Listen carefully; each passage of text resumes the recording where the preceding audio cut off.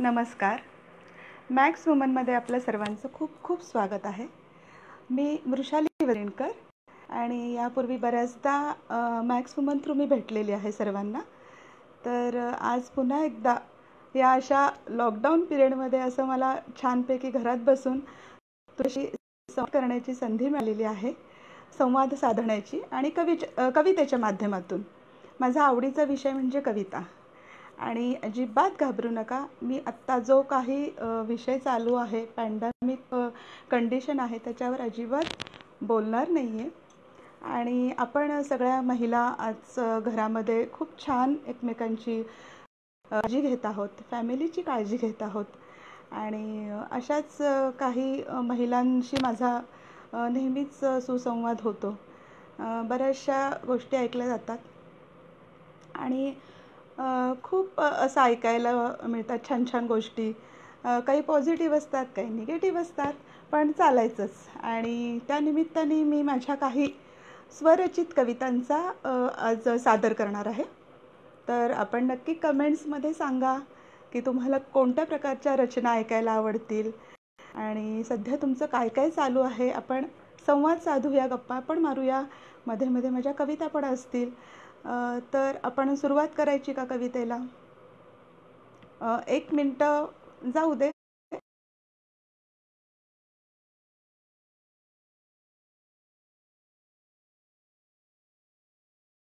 धन्यवाद द्यायचे आहेत आजच्या या स्थितीमध्ये डॉक्टर्स, पोलीस, कर्मचारी, पत्रकार, मीडिया हे सगळे अगदी आपला जीव धोक्यात घालून मनापासून झटत आहेत. आणि ही स्थिती लवकरात लवकर कमी करण्याचा त्यांचा प्रयत्न आहे, नाहीशीच करण्याचा प्रयत्न आहे. आणि खूप वाटतं अशांचं की त्यांनी अगदी जीव ओतून याला आपला पूर्ण सहभाग नोंदवलेला आहे. त्यांच्यासाठी आपण मनापासून त्यांना धन्यवाद देऊया, त्यांचे खूप खूप आभार मानूया. तर माझ्या कविता आणि मी हा माझा आवडीचा नेहमीचाच छंद आहे. Santosh Jalke, good evening Santosh. आणि माझा हा छोटासा चारोळी संग्रह आहे, थोडासा रुमानी. याच्यामध्ये फक्त चारोळे आहेत. आणि घरामध्ये बसून विविध हॉबीज वरती व्हॉट्सअपवरती व्यक्त होतोच आहे, त्यामुळे मी वेगळं काही सांगणार नाही आहे. पण लॉकडाऊनमुळं एक झालं की एक मनाला शांतता मिळाली. आणि बरोबर आम्ही शिकायला मोठी असल्यामुळं बाहेरगावी असतात, ते आम्ही एकत्र राहतोय, त्यामुळं त्या आनंदामध्ये मी पूर्ण हरवून गेलेली आहे आणि खूप छान एन्जॉय करते आहे हा लॉकडाऊन पिरियड. आणि एरवी तर बाहेर सतत कार्यक्रमात व्यस्त असतो, इव्हेंट्समध्ये व्यस्त असतो, तर असा वेळ काही मिळत नसतो आपल्याला. तर तो माझ्या दृष्टीने हा पॉझिटिव्हली घेतलेला आहे. आणि हे महत्त्वाचं आहे की आम्ही खूप सगळेजण काळजीत असल्यामुळं कोरोनापासून अगदी सुरक्षित आहोत आणि अजिबात त्याला फिरकू देणार नाही आहोत, त्यामुळं काळजी नसावी. आणि अशा पद्धतीनं मी माझ्या स्वरचित कविता आता सादर करते आहे. तोपर्यंत 1 मिनटं मी माझ्या हॉबीज दाखवते.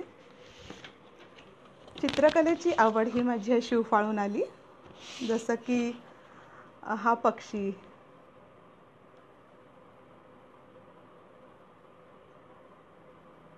हा मी घरीच वॉटर कलरमध्ये काढलेला आहे. त्यानंतर हा एक आहे.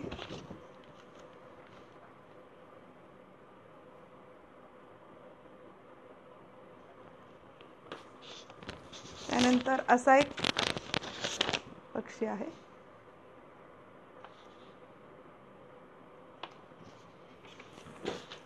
आणि हे पेन्सिल स्केच. तर तुम्ही म्हणाल हे लहान मुलांसारखं काय चित्रकला दाखवत आहे, पण खरंच आम्ही स्त्रिया ज्या आता या वयामध्ये आहोत त्यांना पूर्वीचे छंद जोपासायला एक छान संधी मिळालेली आहे. आणि खूप छान वाटलं की अरे आपली ही चित्रकलेची आवड अशी एकदमच बाहेर आली आणि आपण हे इतकं काढू शकतो, हे पाहून खूप आनंद झाला मला स्वतःलाच. आणि तुम्हाला पण मला तो दाखवायला पण आनंद होतो आहे. तर अशाच काही कवितांमध्ये सहज म्हणजे पूर्वी कधी हिंदीमध्ये केलेल्या होत्या मी कविता आठवत नाही, पण एक कविता मला सुचली आणि माझ्याकडनं ती लिहिली गेली. ती मी सादर करते.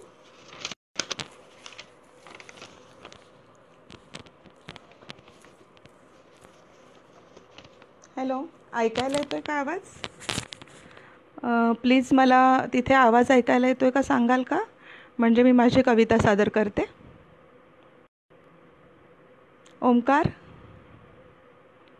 आवाज येतोय संतोषजी?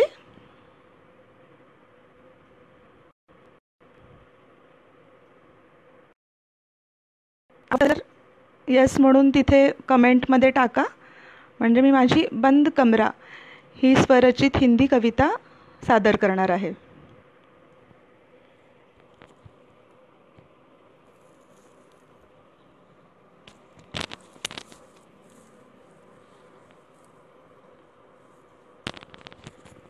नमस्कार. खूप छान वाटतं आहे आज मला. खूप दिवसांनी मी मॅक्स वुमनवरती लाईव्ह आलेली आहे. माझी मैत्रीण प्रियदर्शिनी हिची मला नेहमीच साथ असते. आणि सगळेच यस. ओमकार, यस, आवाज येतो आहे ओमकार? मी कविता सादर करते आत्ता मग. ओके. आणि सर्वांची खूप छान हेल्प असते आणि सगळेजण खूप छान याच्यावरती बऱ्याचशा महिला आहेत, मुली आहेत, विविध विषय घेऊन येत असतात. माझा नेहमी सामाजिक आणि कवितेशी संबंधित आणि महिलांच्या उद्योगाविषयीच्या मुलाखती असा सहभाग राहिलेला आहे. तर बंद कमरा ह्या कवितेचं शीर्षक आहे. हिंदी कविता आहे. निभाती रही वो अपना कर्तव्य हमेशा प्यार से, किसी ने देखा ही नहीं उसे कभी इस तरह से, वो करती रही हर बार समझौता अपने आप से, किसी न किसी रूप में वो सहती रही मन मुठाव, कभी रूठना अपनों का वो समझाती रही उन्हें हमेशा बड़प्पन दिखाकर, वो सराहती रही प्यार से उन्हें अपने गोद में संभाल कर, वो चाहे तो रो सकती थी, वो चाहे तो रो सकती थी, बोल सकती थी, रूठ भी सकती थी, बता देती अपनी दर्द की कहानी, पर उसने हमेशा अपने आँखों में भरी हुई नमी को छुपाया. आंसू टपकने लगे तो उसे अपने ही दुपट्टे से झेल कर ये कहकर निभाया कि अरे कोई बात नहीं, आंसुओं का क्या है, आँखों में कुछ चला गया तो ये यूं ही टपकते रहते हैं, उनका कोई मोल नहीं है इस दुनिया में, उनका कोई मोल नहीं है इस दुनिया में. आजकल वो ख्यालों में डूबती रहती है अक्सर, कहीं कोई ख्याल खुल न जाए इस डर से, इसी विचार से वो चुपके से अकेलेपन में सोचना उसकी आदत सी बन गई है. समझदार जो है वो वाकिफ़ है दुनिया के रीति रिवाजों से, बंद कमरा कभी खुलने न देगा उसका राज, यह सोचकर वो खुश रहती है अपने आप से, वो खुश रहती है अपने आप से. धन्यवाद.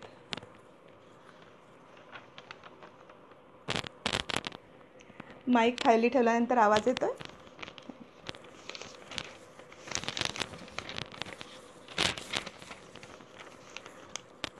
तर या माझ्या हिंदी कवितेमधला आणखी एक पॅराग्राफ मी वाचून दाखवते. सहते रहने हैं दर्द को बस अपने सीने से लगाकर, ये भी याद रखना है कि अपना दर्द किसी को ना दिखे. क्या ये मुमकिन है इस ज़माने में आज भी? कहा उसने, कहा मैंने, हाँ क्यों नहीं. कल भी वो प्याज के ज़रिए छिपाया करती थी अपने आंसू, कल भी वो प्याज काटने के ज़रिए छिपाया करती थी अपने आंसू. आज भी नहीं बदला है उसका तरीका छुपाने का, आज भी नहीं बदला है उसका तरीका छुपाने का, सहते रहने का. बस आजकल वो लिखती रहती है, बस आजकल वो लिखती रहती है कुछ पंक्तियाँ कहानियाँ, आजकल वो लिखती रहती है कुछ पंक्तियाँ कहानियाँ, अपने आंसुओं के नाम दे देती है उधार आंसू किसी और के नाम. बदल सी गई है वो, बदल सी गई है वो, लगता है कई बार. निभाती है अपना कर्तव्य बार बार हमेशा प्यार से, निभाती है अपना कर्तव्य बार बार हमेशा प्यार से, मगर किसी ने आज तक देखा ही नहीं उसे प्यार भरी नज़र से, प्यार भरी नज़र से. Thank you so much. ही माझी होती हिंदी कविता. कशी वाटली जर आपण बघत असाल तर नक्की कमेंटमध्ये सांगा. छोटासा प्रयत्न आहे, पण लॉकडाऊनमधली कविता म्हटल्यानंतर काहीतरी हटके हवं आहे ना, आणि थोडंसं म्हटलं आपण हिंदीमध्ये लिहून बघूया, आणि तरी आवड असतेच प्रत्येकाला आहे. आणि दुसरी कविता मी माझी ॲप्रन नावाची सादर करते. ॲप्रन म्हटलं की तुम्हाला आठवत असेल डॉक्टरांचा ॲप्रन, पण तसाच काहीसा ॲप्रन असतो महिलांचा किचनमध्ये काम करताना, स्वयंपाक करताना त्या वापरतात. तर त्याच्या पाठीमागे काय दडलं आहे, तर त्याच्या पाठीमागे त्या महिलेला काय वाटत होतं, काय आहेत तिचे विचार, तर ही एका अंकामध्ये, कुबेर समूहाच्या अंकामध्ये माझी ही कविता छापून आली होती, ॲप्रन नावाची. तर ती मी सादर करते आहे. सकाळी सकाळीच ॲप्रन घालून उभी असायची ती. कॅल्शियमयुक्त दूध, अनेक विटॅमिनयुक्त भरपूर फळांचे रस काढायला. कधी सॅलेड, कधी पौष्टिक पराठे, कधी सत्वयुक्त थालीपीठ, चटण्या, कोशिंबिरी, काही बाही A to Z. धडपड असायची काहीतरी करून आरोग्य चांगलं ठेवायची कुटुंबाची. धडपड असायची काहीतरी करून आरोग्य चांगलं ठेवायची कुटुंबाची. ॲप्रनला हात पुसताना कसे समाधानी असायचा चेहरा, अगदी एखाद्या ऑपरेशन पार पडलेल्या डॉक्टरसारखा. सकाळ संध्याकाळ कधी त्रिकाळ तो ॲप्रन घट्ट कमरेला बांधताना असंख्य गोष्टी घर करून राहायच्या मनात. आता हे जमेल ना आपल्याला असं कधीच न वाटता सहज कौशल्याने पार पाडायचे सगळे. धावत पळत किचनमध्ये टांगलेला ॲप्रन ऑपरेशन थिएटरमधली निष्णात सर्जन असते ना, अगदी तसं. कधी अतिशय शिताफीने तयार झाले की घाम गाळत हलकेच हात ॲप्रनकडे वळायचे, आणि कळकट झालेला तो ॲप्रन काढून ठेवताना हळद तिखटाचे डाग उठून दिसायचे तिच्या कपाळावरील विस्कटलेल्या हळदी कुंकवासारखे. तेव्हा एखादा पेशंट जसा आदराने आनंदाने डॉक्टरकडे बघतो तसे बघायचे घरातले, तसे बघायचे घरातले. तेव्हा तिची नजर वाढण्यात एवढी गुंतलेली असायची, अपेक्षाच नसायची कोणाकडून कौतुकाची. डॉक्टरच तर बनायचे होते तिला आजारांसाठी. एक स्वप्न होते उरात एकेकाळी. तिने आज घर निरोगी ठेवलं त्या ॲप्रनच्या आडोशाखाली. डॉक्टरच बनली ती कुटुंबाची. ॲप्रन असला किचनचा तरीही. धन्यवाद. तर अशा माझ्या बऱ्याचशा कविता, सादरीकरण पण त्याचं झालेलं आहे. अखिल भारतीय मराठी साहित्य संमेलनामध्ये अशा कवितांचं सादरीकरण असतं, आणि बऱ्याचशा महाराष्ट्र साहित्य परिषदेमध्ये असतं किंवा निमंत्रित कवयित्रींच्या संमेलनामध्ये असतं. तर आम्ही या निमित्ताने सतत कविता सादर करायचो, आणि धावपळ व्हायची, प्रदूषणातनं पुण्यातनं येणं जाणं व्हायचं. आणि आता ते कुठेतरी 2 महिने पूर्णपणे थांबलेलं आहे. आणि म्हणतात ना की काहीतरी पूर्ववत होण्यासाठी कुठेतरी ब्रेक घ्यावा लागतो, तसा सृष्टीने हा नैसर्गिक ब्रेक घेतलेला आहे. पण अतिशय वाईट आहे की हा प्रादुर्भाव लवकरच रोखला गेला पाहिजे, म्हणून आपण आत्ता जे थांबलेलो आहोत ते खूप खूप महत्त्वाचं आहे. आणि अशाच कवयित्री आहेत, लेखिका आहेत की त्यांच्या कलेला बऱ्याचशा प्रमाणात आता खूप छान ऐकलं जातं आहे, पाहिलं जातं आहे, आणि आनंद होतो की आपल्या कविता इतरांसमोर सादर करताना खूप छान वाटतं नेहमीच. आणि अशा बऱ्याचशा माझ्या कविता आहेत. तर आत्ता माझी हिंदी कविता झाली, दुसरी झाली ॲप्रन नावाची कविता. आणि चारोळी संग्रहामध्ये पण माझ्या अशा छोट्या छोट्या चारोळ्या आहेत, ज्या जर आपल्या प्रेक्षकांना आवडत असतील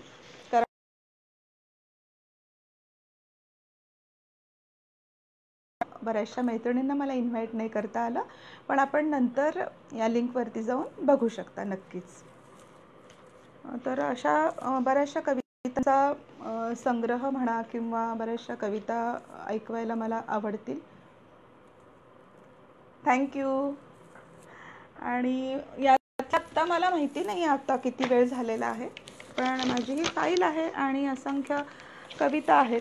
तुम्ही जर कमेंटमध्ये म्हणत असाल तर मी आणखी एक कविता सादर करू इच्छिते.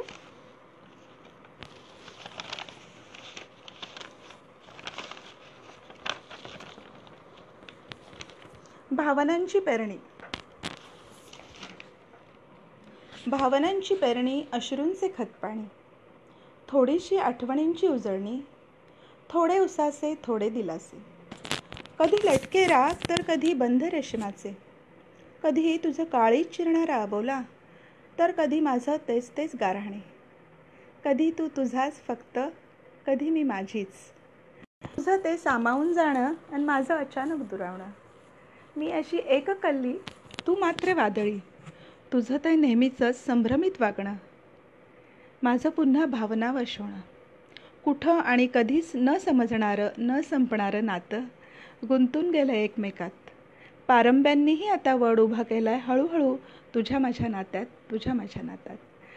अशा सर्व प्रकारच्या म्हणजे वैचारिक, सामाजिक, प्रेमकविता आणि इतरही छान महिलांना प्रेरणा देणाऱ्या, प्रोत्साहन देणाऱ्या अशा कविता माझ्या असतात. आणि खूप आवडलं आज मॅक्स वुमनवरती मला माझ्या त्या सादर करायला मिळाल्या आणि मी सर्वांचे आभार मानते. आणि तुम्ही पण नक्कीच असं काहीतरी छान करत असणार आहात. भले कविता लेख नसतील पण काही कलाकृती असतील, कुणाचं काही आणखी किचनमध्ये पदार्थ बनवत आहेत बऱ्याचशा महिला. बऱ्याचशा महिलांना फॅमिलीचं पूर्ण काळजी घेण्यातच वेळ जातो आहे आणि सगळ्यांनी असंच आत्ता जो आपला लॉकडाऊन पिरियड दिलेला आहे तोपर्यंत असा छान एकमेकांच्या ओळखी काढून वेळ काढायचा आहे छान. मी रोज लाईव्ह नसणार आहे, 2 दिवसाआड माझ्या कविता आणि ललित लेख वाचन असेल. म्हणजे मनाच्या गॅलरीतून मनाच्या आणि घराच्या असं एक सदर मी सादर करणार आहे की तुम्ही लॉकडाऊन पिरियडमध्ये म्हणा किंवा त्या व्यतिरिक्त तुमचा वेळ घालवताना स्वतःसाठी जगताना कशा पद्धतीनं विचार करता आणि तो पॉझिटिव्ह विचार कसा केला पाहिजे त्याबद्दल मी काही सांगू इच्छिते. आणि बऱ्याचशा गोष्टी अशा आहेत की आपल्या मॅक्स वुमन पेजवरती खूप छान मुली आणि महिलांनी वेळोवेळी आपल्याला छान दिलेली आहे माहिती. राजकीय याच्यावरती असू किंवा सामाजिक कार्यावरती आहे किंवा मेडिसिनवरती आहे, शैक्षणिक आहे, तर खूप छान सगळ्या महिला आणि माझ्या मैत्रिणी बोलत असतात, ऐकत असतात. आणि आपण असे वेगवेगळे विषय घेऊन याच्यावरती येत जाऊया आणि भेटत राहूया. आणि आत्ता मला इतका वेळ कविता ऐकवणं माझ्या मते. माझं नाव आहे वृषाली वजरीणकर. मी पोस्टमध्ये नंतर ॲड करेन डिटेल्स.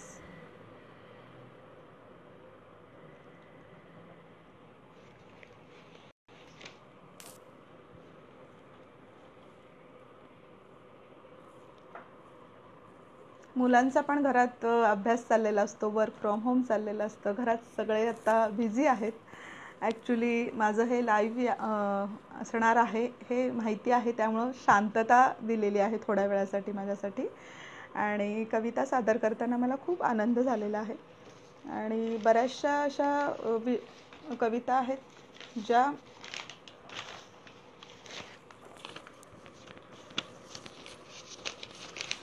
स्त्री जाणीवा, स्त्री मुक्तीच्या कवितांचा जागर अशा एका कार्यक्रमामध्ये मी ही कविता सादर केली होती. स्त्री भ्रूण हत्येवर होती. पूर्वीचा काळ होता, पूर्वीचीच कविता आहे. आता बऱ्याचशा सुधारणा झालेल्या आहेत. तर मी ही एक कविता सादर करते, कविता दुर्गेच्या. तुझ्या प्रसव वेदनांपेक्षाही असहाय्य तुझ्या वेदना होत्या. माहिती आहे मला, तुला दिलेल्या त्या डागण्या होत्या. प्रसवलेस तू कन्येला हा तुझा दोष नव्हता. मुलगी झाली या नजरेचा समाजात रोष होता. तूही आता तितकीच खंबीर राहिली आहेस मनाने. तूही आता तितकीच खंबीर राहिली आहेस मनाने. फुलं घेऊन ओंजळली आणि तीच माणसं दारी आलीत फुलं घेऊन ओंजळीने. डागणे आता कमी केलेस तू तुझ्याच उंचावलेल्या यशाने कर्तृत्वाने. डागणे आता कमी केलेस तू तुझ्याच उंचावलेल्या यशाने कर्तृत्वाने. मुलगी म्हणून जन्माला आली आहेस तर मुलगी म्हणूनच जगणार आहेस. डागाळलेल्या समाजाला तू एक आदर्श ठरणार आहेस. तू एक आदर्श ठरणार आहेस. अशा पद्धतीच्या कविता पूर्वी केलेल्या आहेत. आणि या कार्यक्रमात मॅक्स वुमन पेजवरती मला संधी दिल्याबद्दल सर्वांचे खूप खूप आभार मानते आहे मी. माझी दुसरी कविता एक आहे.